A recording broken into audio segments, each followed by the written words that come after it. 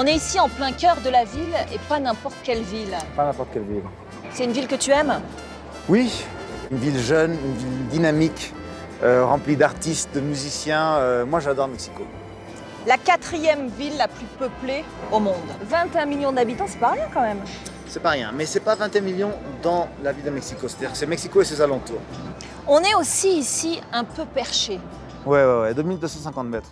On est sur l'une des places les plus grandes au monde. C'est la place de la Constitution que les Mexicains appellent Zócalo. Pourquoi Voilà. Zócalo? Eh bien parce qu'au début, il devait y avoir un monument, mais il n'est jamais arrivé. Il est resté que le socle. Zócalo, ça veut dire socle. Socle, ouais, voilà. D'ailleurs, c'est un point de rassemblement pour les Mexicains. Oui, dès qu'on a quelque chose à dire, eh ben, tout le monde se rassemble là. Mais c'est une des places les plus politisées, on va dire. Alors, juste en face, c'est le Palais national de Mexico. C'est le siège du gouvernement, c'est ça? Oui, c'est pas là où habite le président, il habite à Los Pinos, mais c'est là où siège officiellement le gouvernement. Cette cathédrale métropolitaine de Mexico, elle est immense. À l'intérieur, il y a 16 chapelles, 5 hôtels, des œuvres d'art, l'hôtel du pardon. Est-ce que vous avez des choses à vous faire pardonner, vous? Non. Non. Non, je crois que ça va, je crois qu'on est libre de péché.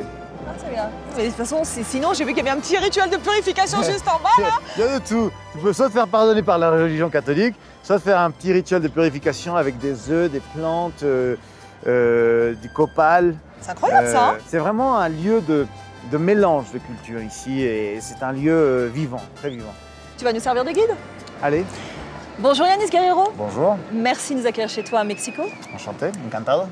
Guerrero, ça veut dire guerrier? Ça veut dire guerrier, oui, exactement. Tu es donc un guerrier, tu es comédien également. Oui. On va parler de ta carrière au cinéma qui a explosé avec ce film Nosotros los Nobles. Mais avant, tu nous emmènes en balade? Allez, vamos. Voilà. Voilà.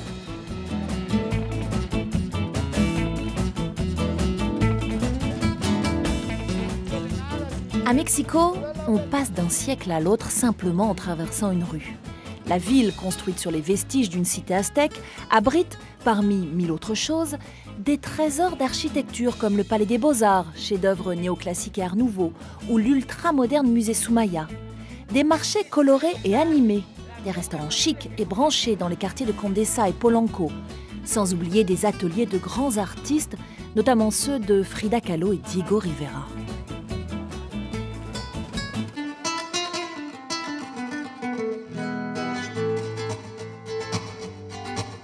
Bon, Yanis, Frida Kahlo, c'est là qu'elle est née, c'est là qu'elle a vécu, c'est là qu'elle est morte.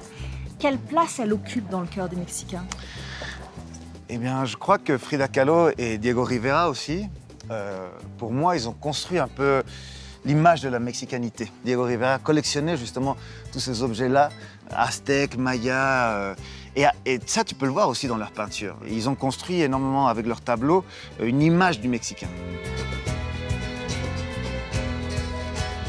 Alors là, on est dans leur jardin. À l'époque, il y avait des chiens, il y avait des perroquets, il y avait même des singes. Elle était assez fantasque, Frida Kahlo. Oui, et je pense qu'ils habitaient tous les deux dans cet univers bohème, on va dire, des artistes mexicains. Ils ont connu plein d'artistes. Et puis étrangers aussi, Picasso, plein de musiciens, Trotsky aussi, ouais. Entre autres. Ouais, la maison Trotsky a été hébergée ici. Et ils ont communié dans ce milieu très politique de l'époque. Bon, on va essayer d'en savoir un peu plus grâce à Alexandro, qui va être notre guide. Hola, Valérie. Bonjour. Quels sont les trésors de cette collection, puisque cette maison est devenue le musée Frida Kahlo? Il y a un peu de mobilier, il y a un peu dans la chambre à coucher, des lits, des armoires, des objets personnels, des habillements et tout.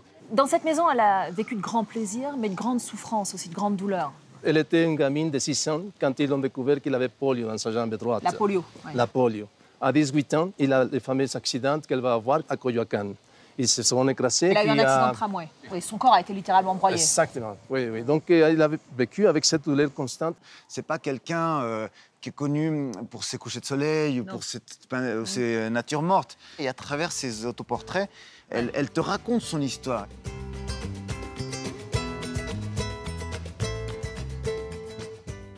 Une des plus connues, c'est le de Frida, où il se voit avec son passé préhispanique, habillé comme une teguana.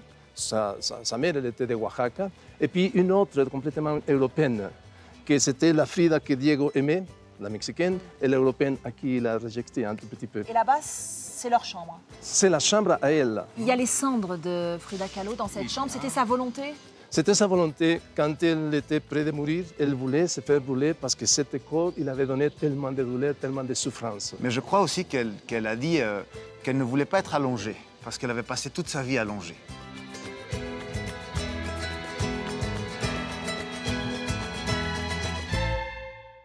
Donc là-bas, il y a une installation provisoire, mais c'est très très intriguant, on va voir. Ah oui, on va aller les voir, ça vaut la peine. Allez. On y va, allez. On y va, on y va.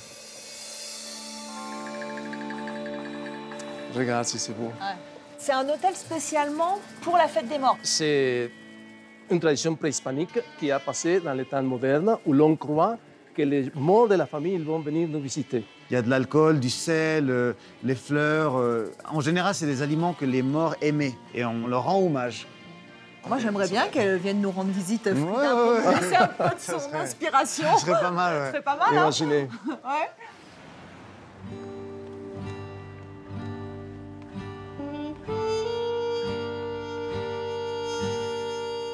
Yanis, on poursuit notre balade. On est à présent dans le quartier de Condessa. C'est le quartier le plus durement touché par le récent séisme qui a fait plus de 300 morts à travers le pays. Tu étais où, toi, ce 19 septembre dernier? Moi, j'étais en train de tourner. J'étais au milieu d'un tournage. Et évidemment, le tournage s'est interrompu. Et surtout, on a eu tout de suite une idée de la proportion du séisme. On avait notion, on avait conscience qu'il y avait peut-être des écoles qui s'étaient effondrées. Et il y avait peut-être des enfants qui étaient sous les décombres, et des choses comme ça. Et ce qui est très triste, si tu veux, c'est que malgré qu'on avait déjà eu un séisme en 85, le gouvernement n'était pas prêt à répondre à ça. Mais la société civile, oui. Et la solidarité des gens a été exceptionnelle. Tout de suite, les gens qui travaillaient dans la construction ont été les premiers à arriver dans les lieux sinistrés. Et car ils savaient comment travailler justement. Comment déblayer tout ça. Et ce sont les premiers qui sont rentrés pour sortir des gens immédiatement. Après, longtemps après, il y a eu l'armée qui est arrivée et des équipes de secours, mais pas des équipes de secours mexicaines. Enfin, quelques-unes, mais très peu.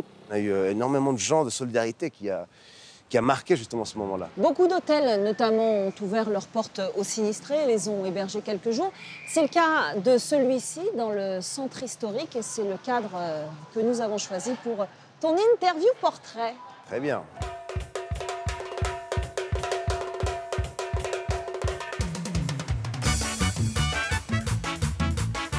Bon, Yanis, Oui. explique-nous d'abord pourquoi est-ce que tu parles aussi bien français. En fait, mes parents, les deux sont mexicains. Ils sont partis faire des études en France. Et ils se sont rencontrés à Paris. Et moi, je suis né là-bas. Donc, j'ai grandi jusqu'à l'âge de 7 ans à Paris. Et après, toute mon adolescence au Mexique, je suis revenu à Paris faire des études de comédien. Donc voilà, c'est pour ça. Ta carrière de comédien, elle a réellement décollé avec ce film Nosotros los Nobles, Nous les Nobles. Voilà. C'est un blockbuster ici au Mexique. Est-ce qu'il y a un avant et un après? Absolument. J'avais travaillé en tant que comédien pendant 7 ans, 8 ans au moins. Et puis tout d'un coup, après ce film, boum, il y a eu un changement qui s'est fait. Et c'est très drôle tout d'un coup d'exister pour le public, quoi. C'est très drôle, c'est très particulier. Les gens commencent à avoir de l'affection pour toi, même s'ils ne te connaissent pas, commencent à avoir une sensation de familiarité, quoi, très étrange. Me debe 2,000 pesos. No te debe nada, no llegaste a la cuota, por eso no te pagó. ¿Cuál cuota? O sea, son mis propinas, me las gané yo. ¿Ah, sí? ¿Y qué de los que estamos en la cocina? Los que limpiamos los trastes, los que trapeamos el piso, ¿qué? La propina se reparte entre todos. Bon, un succès en entraîne un autre. Tu es choisi ensuite pour être Moïse dans cette série Club des Cuerves. Voilà, exactement. Et tu es capitaine de l'équipe de foot. C'était un fantasme d'adolescent d'être capitaine d'une équipe de foot? Absolument, absolument. D'être joueur professionnel, moi, je voulais pas être comédien à la base, je voulais être footballeur. C'est d'ailleurs la première série Netflix tournée en dehors des États-Unis. Est-ce que tu as tout de suite dit oui quand on t'a proposé le rôle? Est-ce que c'est une évidence aujourd'hui de passer du cinéma à la série? C'est très particulier parce que surtout au Mexique, la télé, c'était le monde des telenovelas, le monde des feuilletons un peu moins spécifiques, on va dire. Et tout d'un coup, il y a Netflix qui arrive avec ce truc au milieu, qui sont des séries qui se voient sur un petit écran, sur un ordinateur, sur une télévision, mais qui sont très très bien produites. Et donc, il y a ce nouvel univers qui arrive et qui fait exploser complètement tout ce qu'on croyait. Hier, tu nous as conviés à un tapis rouge. Ouais, Tu es venu défendre le film Welben. ouais. Welben, c'est un film d'horreur. Donc toi, tu n'as aucun souci à mélanger tous les genres. Aucune limite, aucun souci. Non, mais en fait, c'est un film très particulier parce que la réalisatrice, j'avais fait un film avec elle. Et en fait, c'est une fille, une femme, qui faisait tout le temps des films, des grosses comédies. Et tout d'un coup, là, elle avait un film complètement différent, complètement particulier, et qui a la particularité que les enfants sont les protagonistes du film. D'accord. Et donc, du coup, voilà, quand elle m'a proposé le film, j'ai dit oui parce que c'est un truc complètement différent. J'avais jamais fait de l'horreur comme ça. C'est un film d'horreur fantastique, un peu étrange, quoi.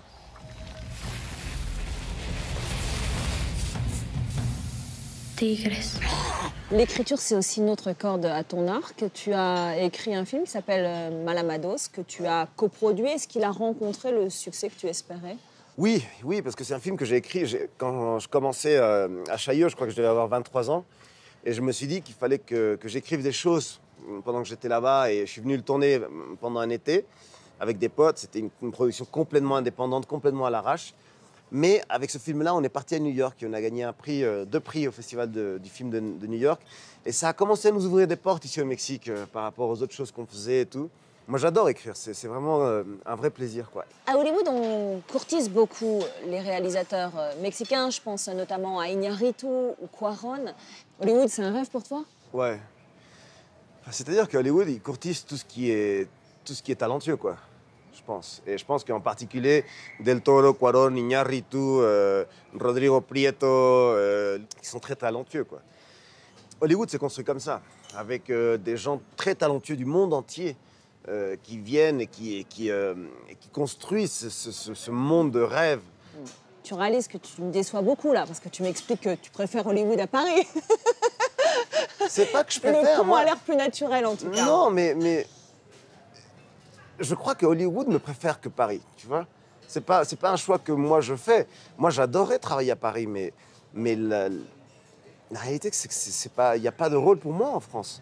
Par contre, à Hollywood, c'est naturel qu'il y ait des rôles pour moi parce qu'il y a une vraie culture latino-américaine.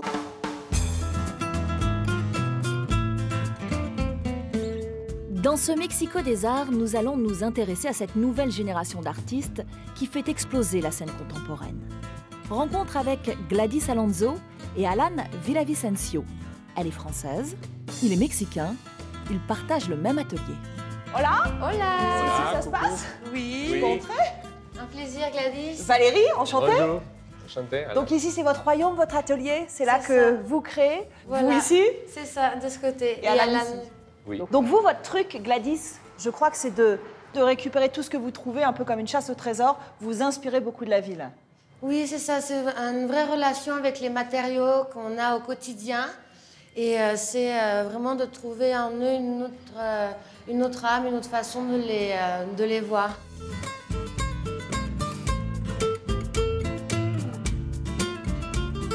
C'est vrai que vous nous offrez des créations qui sont très architecturalisées, qui jouent avec l'espace, comme cette sculpture. Quel est le propos? Qu'est-ce que vous racontez? C'est vrai que la relation entre architecture et sculpture est très proche. Et j'aime vraiment la relation que le corps peut avoir avec une sculpture.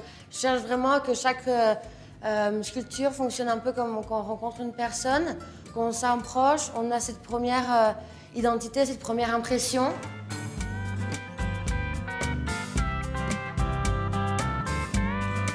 Moi, ce que je trouve très intéressant, c'est le pont de culture. On va aller voir Alan, voir ce qu'il fait. Totalement. Allons-y. Bonjour Alan. Alan, c'est intéressant pour toi de partager ton atelier avec une Française. Est-ce que vous croisez vos regards sur l'art? Est-ce que vous vous enrichissez l'un de l'autre? C'est une expérience très enrichissante de rassembler deux contextes, le Mexique et la France. Et quand j'ai rencontré Gladys, ça nous a rapprochés dans la façon de voir ces contextes. Bon, Alan, vous nous faites découvrir vos toiles? Oui. Oui, allez.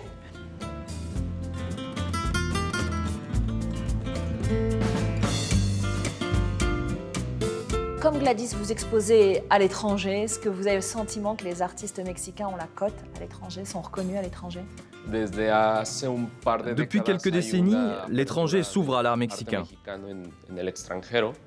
En ce moment, je commence à exposer hors du Mexique et l'exposition est très bien reçue et accueillie par les étrangers.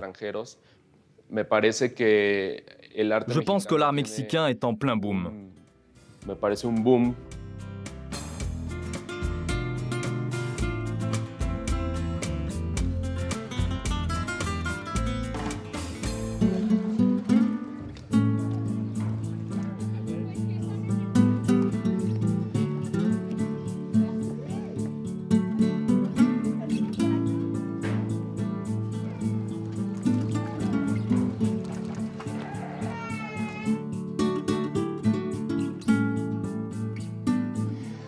On ne pouvait pas se quitter sans une balade au fil de l'eau sur les canaux aztèques de Xochimilco. C'est malheureusement la fin de ce Paris des Arts spécial Mexico. Mais vous pouvez bien sûr revisionner l'émission sur notre site internet france24.com. Je vous propose de se quitter en images avec nos plus beaux moments. À très vite.